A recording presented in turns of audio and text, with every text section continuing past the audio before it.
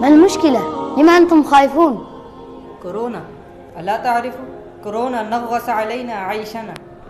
عجبا لأناس يخافون كورونا أكثر مما يخافون من ذنوبها. ليست المصيبة في المرض أو الموت، فالموت لا مفر منه وهو نهاية كل حي، لكن المصيبة في قلوب اعتادت الحرام ونزع منها الحياة والغيرة.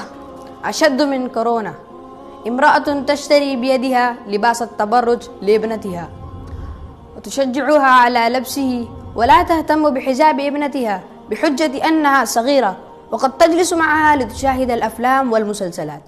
أشد من كورونا هو رجل عاكف على جواله، وعندما ينادى حي على الصلاة حي على الفلاح يغلق أذنيه كأنه من أهل الأعذار.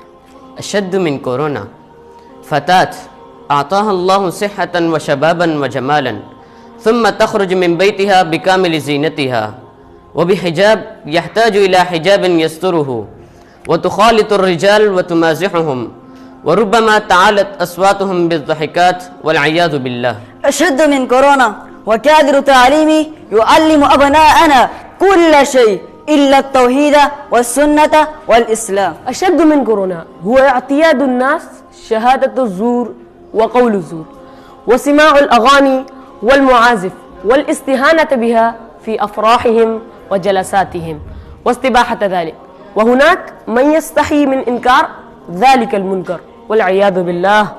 يستحون من الناس ويعظمونهم ولا يستحون من الله وهو خالقهم ومدبر أمورهم ولا يعظمون أوامره. أشد من كورونا هو انتشار الربا والخيانة والسرقة والمعاصي التي لا حصر لها هنا.